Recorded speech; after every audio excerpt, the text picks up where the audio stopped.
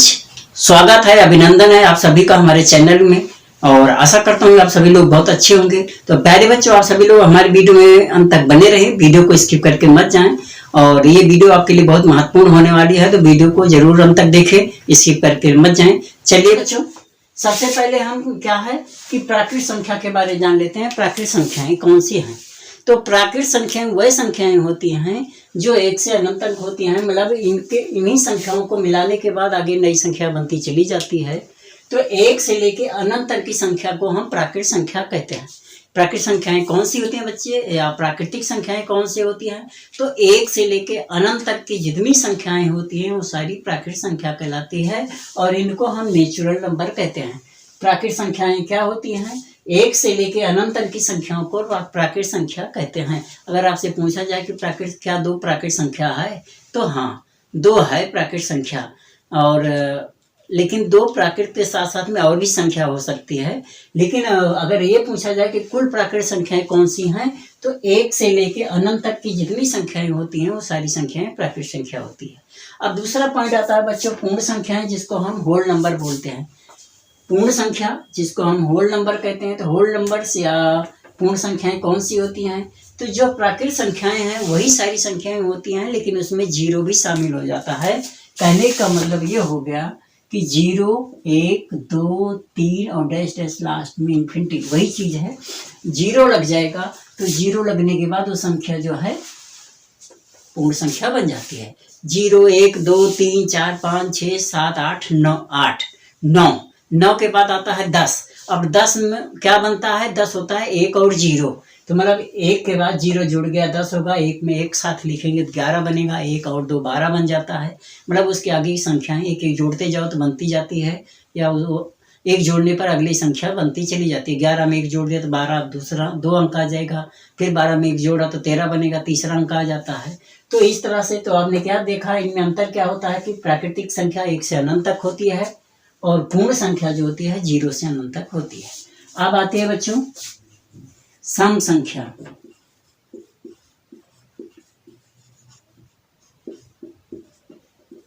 सम संख्याएं जिसको हम इवन नंबर बोलते हैं, इसको हम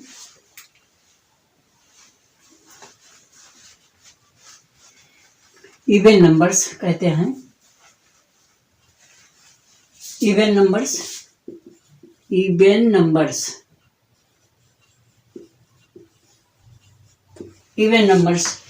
नंबर का मतलब वह संख्याएं जो 2 से विभाजित हो जाए, या 2 के गुणक हो, या 2 के पहाड़े में आती हो, वो सारी संख्याएं सम संख्याएं कहलाती हैं या इवन नंबर कहलाती हैं। जैसे 2 है, 4 है, 6 है, 8 है, 10 फिर है 100 है, 102 है, इस तरह से 1000 है। मतलब जो भी संख्याएं 2 से विभाजित हैं या 2 से कट जाती हैं वो सारी संख्याएं सम संख्या कहलाती है। तो सिंपल सा तरीका, जो 2 के पहाड़े में आती है, या 2 के गुणक में आती है, या 2 से कट जाती है, वो सारी संख्याएं 2 से कटने वाली संख्याएं सम संख्या कहलाती हैं। तो क्या होता है सम संख्या बच्चों? इवन नंबर किसे कहते हैं? वह नंबर जो 2 से डिवाइड हो जाता है, या 2 से कट जाता है, या 2 के पहाड़े में आता है, या 2 के गुणक में होता है, वो सारी संख्याएं सम संख्याएं कहलाती हैं। अब आता है चौथा नंबर विषम संख्या। विषम संख्याएं जिसको बच्चों हम ओड नंबर बोलते हैं। ओड नंबर्स, ठीक है, ये ओड नंबर से विषम संख्याएं होती हैं। ओड नंबर जो होता है जो 2 के पहाड़े में नहीं आता, वह संख्याएं जो 2 के पहाड़े में नहीं आती, या 2 के गुणक में नहीं आती, या 2 से नहीं कटती हैं, वो सारी संख्याएं विषम संख्याएं होती हैं। जैसे 1 है, 3 है, 5 है, 7 है, 9 है, 11 है, फिर इसके बाद 79 है, फिर ये 99 है। इस तरह से कोई भी संख्या ले लो जो 2 के पहाड़े में ना आए, 2 से ना कटे, 2 से विभाजित ना हो, 2 के गुणक में ना हो, वो सारी संख्याएं हमारी जो होती हैं विषम संख्याएं कहलाती हैं और ओड नंबर्स कहलाती हैं। ठीक है। अब आता है 5वां नंबर अभाज्य संख्या। अभाज्य संख्या है बच्चों, अभाज्य संख्याओं को हम रूढ़ संख्या भी कहते हैं। रूढ़ संख्याएं, ध्यान रखना कि कभी कभी रूढ़ संख्याएं पूछ ली जाती हैं, तो इसका मतलब यही हुआ कि यह है प्राइम नंबर, प्राइम नंबर्स।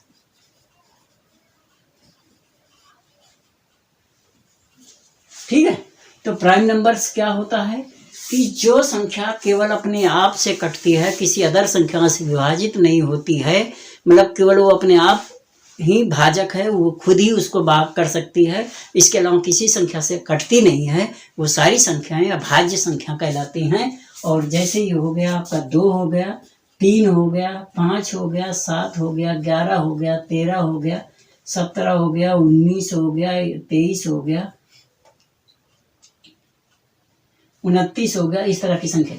अब देखिए इसमें से कोई ऐसी संख्या नहीं है कि जो किसी दूसरी संख्या से कटे। 2 केवल 2 से कटता है, 3 3 से कटता है, 5 5 से कटता है, 7 7 से कटता है, 11 11 से कटता है, 13 13 से कटता है, 17 19 23 29, ये सारी संख्याएं अपने आप से कटती है, इसके अलावा किसी और संख्या से नहीं कटती हैं। तो ऐसी संख्याएं जो केवल स्वयं से विभाजित होती हैं, उनका कोई भाज्य गुणनखंड नहीं होता है, वो सारी संख्याएं हमारी अभाज्य संख्याएं या रूढ़ संख्याएं कहलाती हैं। ओके बच्चों, आगे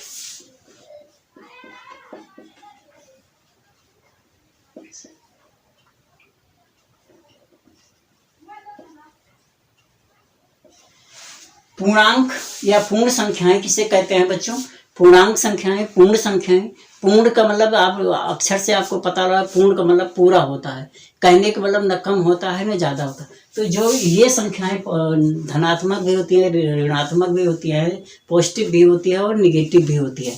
और इन संख्याओं को जैसे आपका मतलब है -5 है, -7 है, सॉरी -4 है, -3 है, -2 है, -1 है, फिर 0 1 है, 2 है, 3 है, 4 है, 5 है, 6 है, सब मतलब ये संख्याएं निगेटिव भी हो सकती हैं, पॉजिटिव भी हो सकती हैं, धनात्मक भी हो सकती हैं, ऋणात्मक भी हो सकती हैं, लेकिन ये मान दशमलव में नहीं होगा। मतलब ये संख्याएं पूर्ण होगी, दशमलव में इनका मान नहीं होता है। दशमलव में मान भी होगा तो 0 होगा, दशमलव में जैसे 1.0, 2.0, 3.0। लेकिन अगर हम ये कह दें कि जैसे 1.1, तो ये पूर्ण संख्या नहीं है, तो ऐसी संख्याओं को हम पूर्णांक नहीं बोलते। पूर्णांक का मतलब होता है वो संख्या अपने आप में पूरी है। ठीक है, अब आते हैं भाज्य संख्या।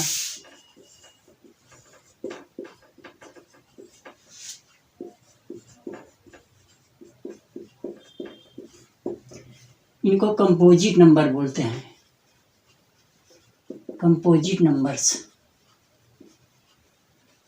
कंपोजिट नंबर्स कौन से होते हैं बच्चे? भाज्य संख्याएं कौन सी होती हैं?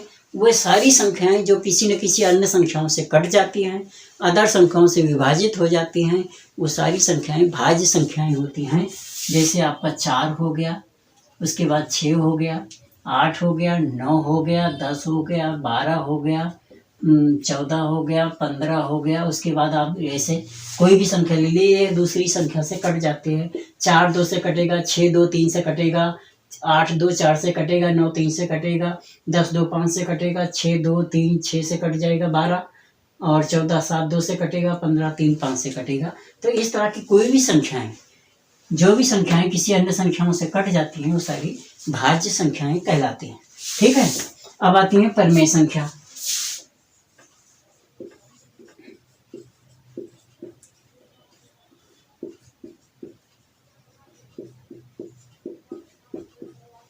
जिसको हम रेशनल नंबर बोलते हैं।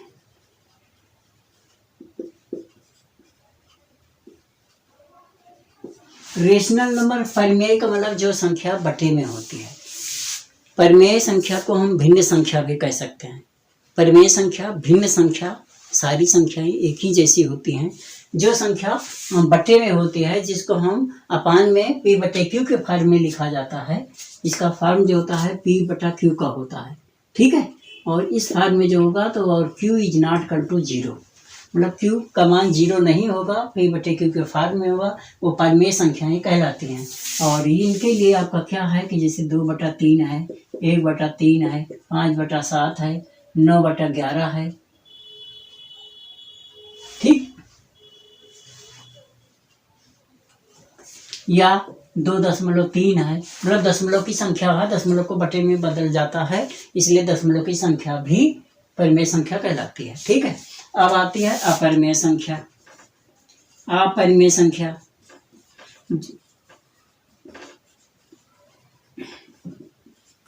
अपरिमेय संख्या को इरेशनल नंबर कहते हैं।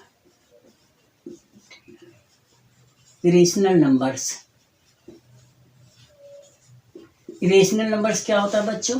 जो परिमेय में नहीं होता। कहने का मतलब √2 है, √3 है, √5 है, √7 है, √11 है, पाई है, ये सारी संख्याएं हमारी अपरिमेय संख्या कहलाती हैं।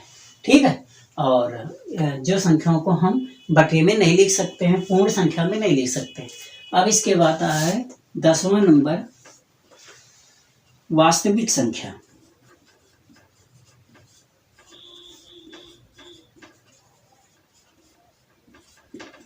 जिसको हम रियल नंबर्स बोलते हैं। Real numbers.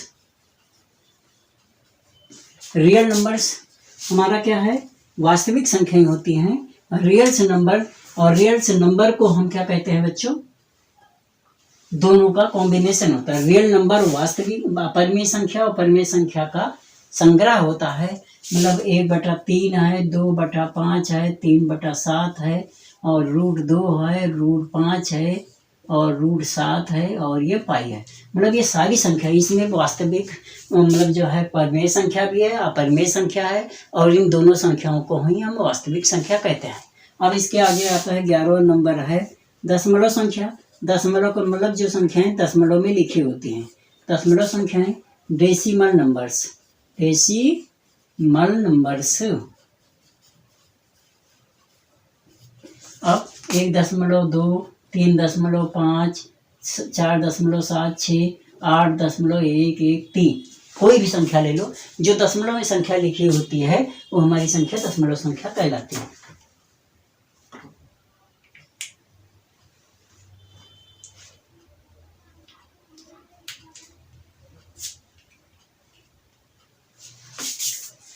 अब 11वां के बाद आता है 12वां, अनुवर्ती। अनुवर्ती। अनुवर्ती है और ये पूर्ववर्ती है। अनुवर्ती को उत्तरवर्ती भी कहते हैं। उत्तरवर्ती। ठीक है, पूर्ववर्ती पहले की संख्या, अनुवर्ती उसके बाद की संख्या।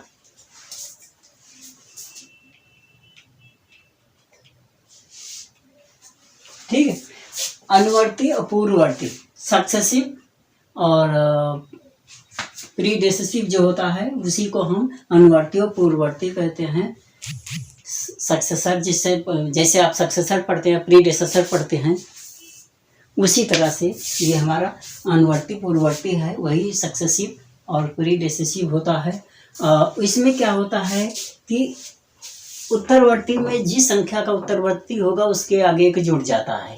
मतलब अगर जैसे 2 का उत्तरवर्ती क्या बनेगा? 3 होगा, 3 का क्या होगा? 4 होगा, और 4 का क्या होगा? 5 होगा, और 5 का क्या होगा? 6 होगा। मतलब 2 का उत्तरवर्ती 3, 3 का 4, 4 का 5, 5 के 6।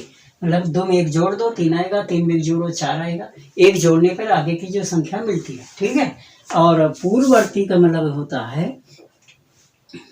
कि 4 का 3, 5 का 4, 20 का 19, ठीक है, 100 का 99। मतलब इसमें एक घटता जाता है। तो पूर्ववर्ती संख्याओं में एक कम होता जाता है, एक कम कर देंगे उस संख्या से, जो संख्या आएगी पूर्ववर्ती संख्या होगी। और परवर्ती या उत्तरवर्ती, इसको परवर्ती अनुवर्ती भी कहते हैं, उत्तरवर्ती भी कहते हैं। और ये मतलब होता है कि अगर उसकी जो संख्या है उसके में एक और जोड़ दिया जाए तो जो संख्या आपको प्राप्त होगी वो सारी संख्या उत्तरवर्ती अनुवर्ती संख्या कहलाती है। ठीक है, तो प्यारे बच्चों, आप लोगों से निवेदन है कि आप सभी लोग जो बच्चे नए जुड़े हैं या जो पुराने भी हैं, जिन्होंने इससे पहले का वीडियो नहीं देखा, वो सभी लोगों से निवेदन है कि आप लोग उस पुराने वीडियो को जरूर देखें। इससे पहले का वीडियो देखें, वीडियो को स्किप करके मत देखें, शुरू से अंत तक जरूर वीडियो को देखें। और वीडियो अगर आपको पसंद आए तो चैनल को सब्सक्राइब करें, ज़्यादा से ज़्यादा लोगों के बीच में शेयर करें, बेल आइकन को प्रेस करना मत भूलें, क्योंकि हम वीडियो अच्छा लगे तो आप हमारे चैनल को सब्सक्राइब करिएगा और हमारे चैनल को लाइक ज़रूर कर दीजिएगा।